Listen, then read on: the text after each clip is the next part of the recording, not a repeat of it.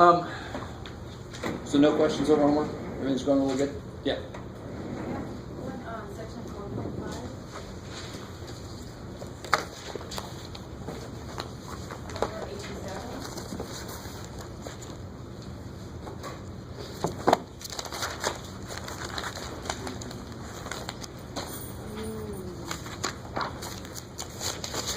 4.5. 87. Bless you. Yeah, it looks freaky. So you have an inner diameter and an outer diameter of this. Well, an outer. Yeah, sure. So you have this inner diameter here that they're curious about, and you know that the whole thing is 1 inch. That's what I would call the outer diameter. And you know that this much on each side is 3/16 of an inch.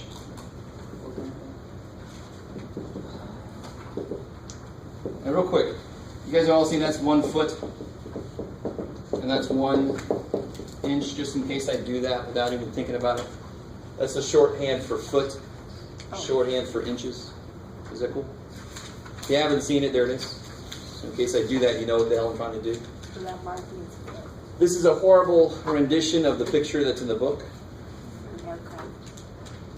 But we're trying to find, they say, what is this? What must that be?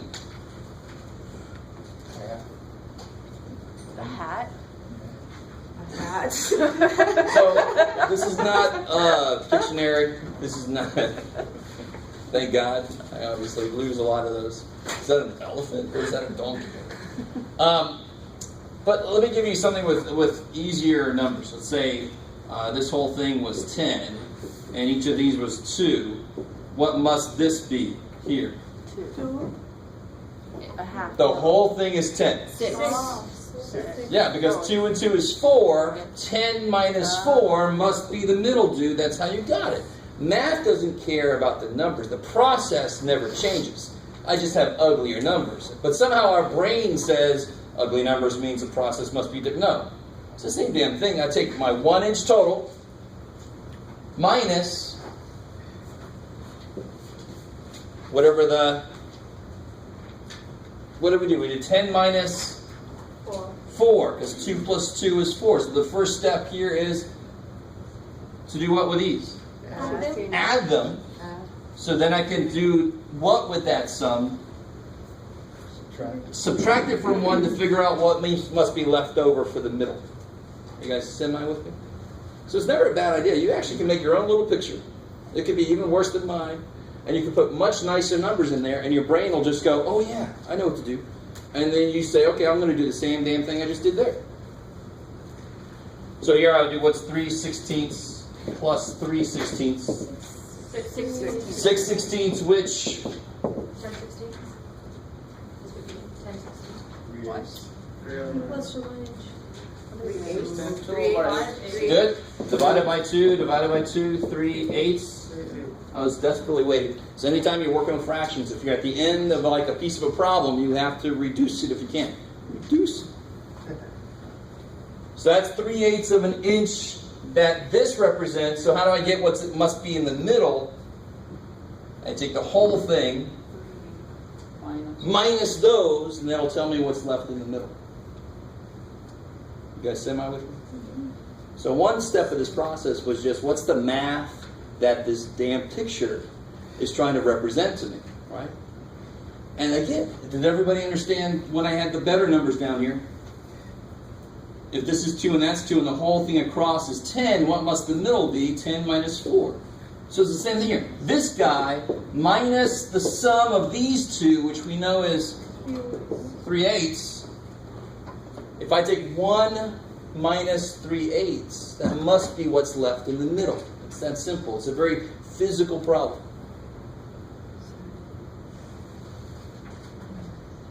So now how the hell do I do that? What's always under any whole number? Yeah. So it's not a bad idea to rewrite that like that. That makes it a lot easier to tell what you have to do. Before you can subtract fractions, what do you need? LCD? LCD. Eight. Because the beautiful thing about something over 1 is It's the same number. it just becomes whatever you need, right? Multiply the bottom by 8, so I better multiply the top by 8. So I get 8 eighths minus 3 eighths, 5 eighths of an inch. So that must be 5/8 inch across, so overall it's 1 inch. Right? So watch this. Let me see. What is that length for the beginning? Do we know what that length is when we first look at this problem? We don't have a clue, right? So what would algebra tell me I can say? You guys aren't going to like this, but here's a place where algebra really helps. X. So what must 3/16 plus x plus 3/16, what must that equal? 1. Because I've gone all the way across. Once I define my unknown stuff using x, I can then write a very simple relationship. Now the equation ain't simple, I got to solve for x, but the relationship is add all the way across, you get the whole way. You get 1 inch. Don't forget your units. Equations don't worry about units. Yeah. At the end, you better worry about units, but I don't want them taking up space in my equation. You guys see where that came from? Because I don't know what the hell the middle is. What can you always call it if you don't know it? X. Right? And then you can work with it. Because I've given it a name now, and if I add all these up, they must be 1, because it's 1 inch across. Do you have to do it the way I'm doing it right now? Obviously not. Right? We just did it, got the right answer. We didn't do anything with algebra. Right? So you don't have to do this. I'm trying to show you how algebra makes some problems actually easier. That's insane. That can't be right. Algebra sucks. No, algebra doesn't suck. It makes some things easier. So how do you solve this equation? Like terms. Yeah, what's 3/16 plus 3/16? We just did it. 3/8, right? Is that cool? We already did that, so it's 3/8. And then how do I solve for x? How do I get x by itself? Take away what? Take away 3. 3/8. Take away the thing you don't want. It's x plus stuff. I don't want this stuff, so I subtract stuff. So see what I mean by the process doesn't care. If it's numbers, if it's fractions, if it's letters, process doesn't care. It says get rid of the stuff you don't want. So there's 1 minus 3/8, which is exactly what we did down there, right? So there's the algebra organizing the work that we did.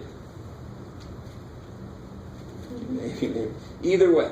Or if there's a third way you looked at it that worked. I'm okay with that too. I don't know. These are the 2 ways I thought of. All right. As long as something makes sense. Whew. All right. Anything else? Yeah. Yeah, I had a question on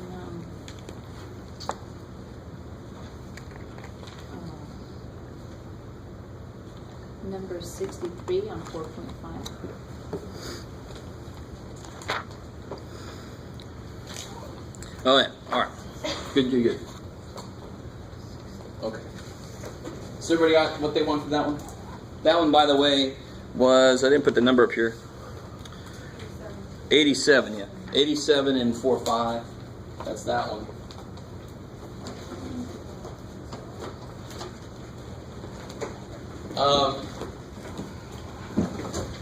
Oh boy, what do we got here? Is this a suicide note? I don't know, man. With pet. How old is your toilet? How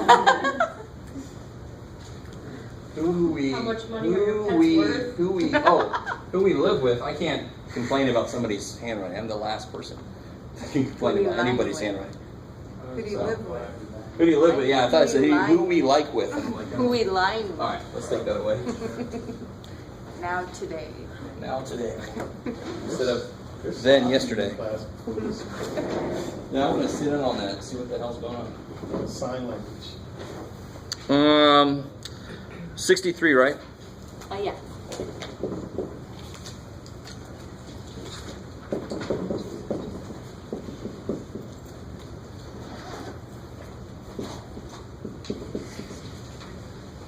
So here is the truth about if you have more than 2 denominators in a problem, you actually only ever need concern yourself with 2 at a time.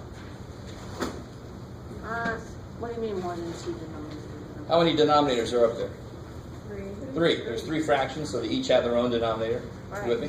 Right. So the other day we saw it got harder when I tried to find an LCD between 3 numbers. Yeah. Remember that?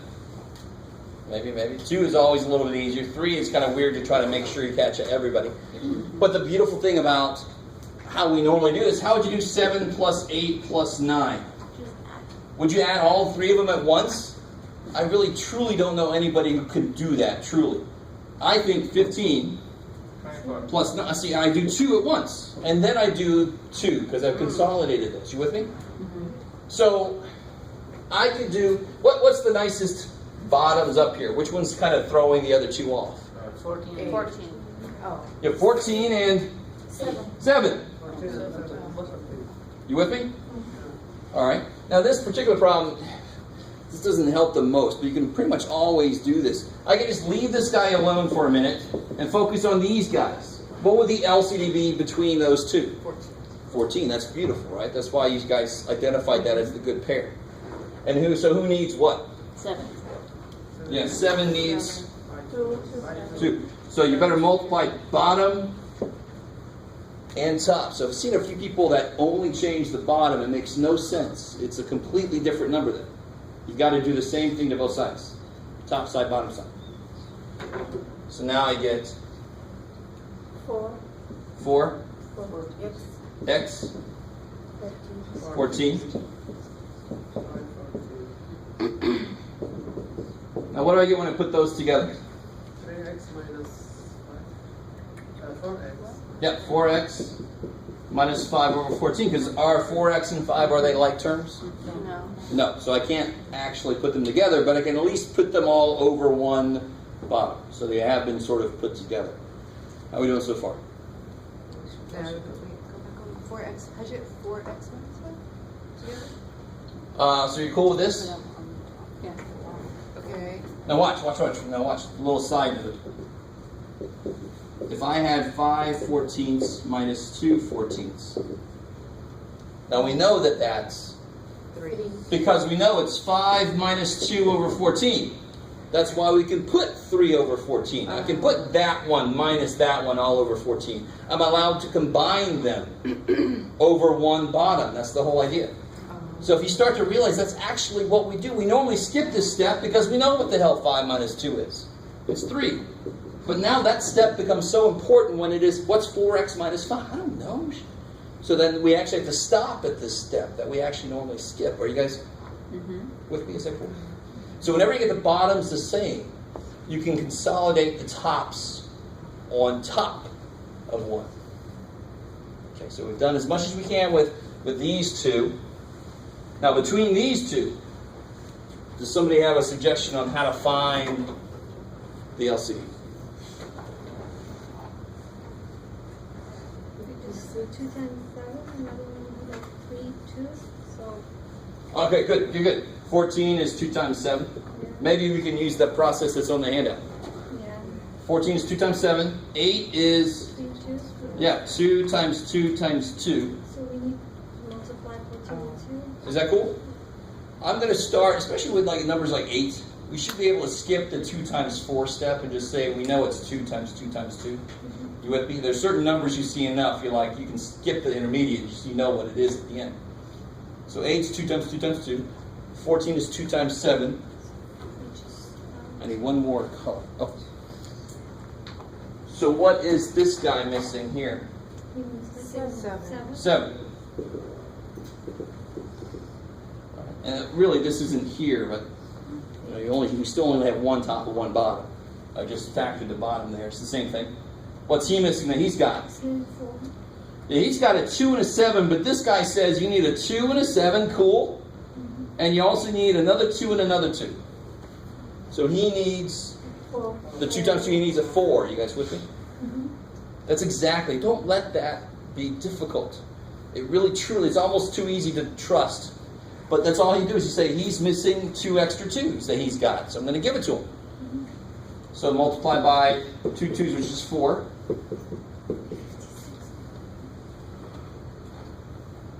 So anytime we have variables with our letters, with our numbers, we might end up having to do distribution, right? Because right here, of course, what do we have to do? 4 times 4. Exactly. So let's see, what do we get? Here we get what? 21x over, what number is this? 56. 56, I like it. Plus, 16x. good, 16x Minus 20. minus 20 56. over 56. Kick ass. And then the last thing is just consult. Now I've got both over 56, so I can put the whole thing over 56. 21x plus 16x, 37. 37x. Minus 20. And I'll still have somebody tell me that that somehow is 17x over 56. Do you see where that came from? Where would somebody get 17x from? Yeah, but why can you not do that? Not like terms. So be very, very careful about consolidating too far. Right? You can only put like terms together. I can only put my x's with my x's.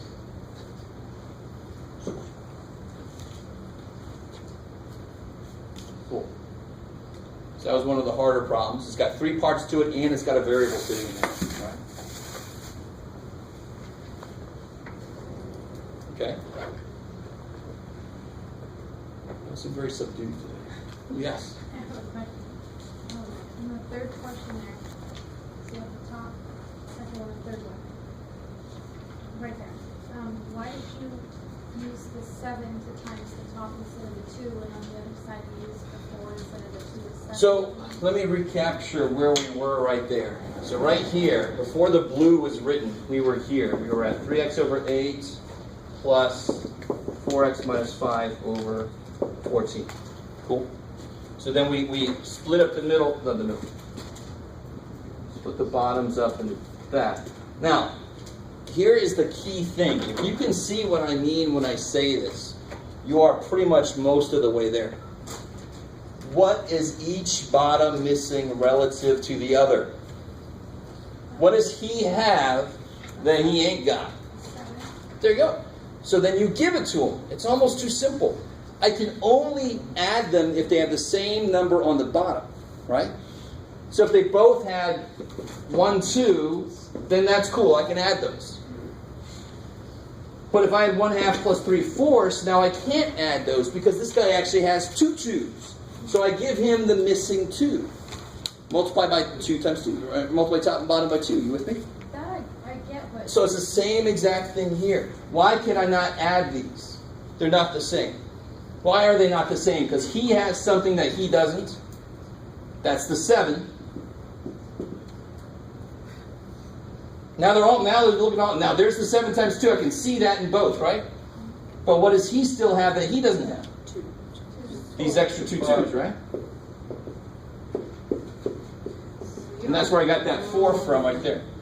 So when you add something to this side, When you to the top end. when you multiply the bottom by something, you better at the same time multiply the top, or else you have made an entirely different number. That is key. That is huge, because that's actually why we're allowed to do all this. So real quick, if I have the number, somebody get out your calculator. You know somebody already has calculator. Some of you guys might know this already. 3 divided by 8. Does anybody happen to know that? 0.375. All right, good. So that's 0.375. That's the number that represents, the decimal number that fraction represents. You with me? It makes sense. What would be up here to make it exactly a half? 4. See how that's a little less than 4, so the actual decimal is a little less than a half. Cool. So all that kind of makes sense. Now, if I take 3/8 and I multiply top and bottom by 3, what fraction do I end up with? 6 over... Careful. 9. Now do 9 divided by 24. 0.375. 0.375, isn't it? So again, because why does that work? Because when I multiply by 3 over 3, that's 1. I've multiplied by 1. In fact, I had a colleague that would actually put like a, on their little handout, they'd have like this big, I can't even do it, this big freaking 1, and then you'd have to fill in. It'd be really faint, so then you fill in 3 over 3, and they were really trying to hammer home that it was you were multiplying by 1. You actually weren't doing, you're not doing a damn thing when you do this, mathematically, but you're making the number look different. So it's a way to make like terms. So if I have x plus y, I can't make x look like y, because too bad I'm not allowed to do that. Right? But when I have fractions, I am allowed to multiply top and bottom by the same thing. I'm allowed to make them look different, so that actually I can force them to be like terms. And I should be able to add, if I have two numbers, I should be able to add them. Because in a sense they are like terms. They're both numbers. There's no variables in there. I should be able to add them. So this is how we get it to a point where if I had another over 24, I could actually put it together. Cool. All right. So some of you guys I know are pretty good with fractions, and you're all like, my God. But fractions really are freaky, right? Some of us just are really used to them. But they are really evil for a lot of people. Anything else from homework? Okay. Oh, yeah. No, I said we're experts. Oh, I like that. So we left off, we pretty much finished section 4.5. I wanted to do some problems out of page 271 before we get finished off chapter 4.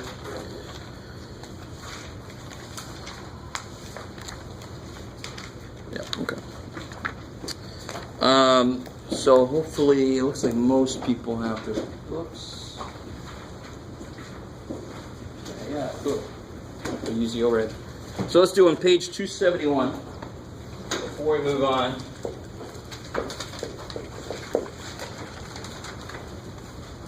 Do these.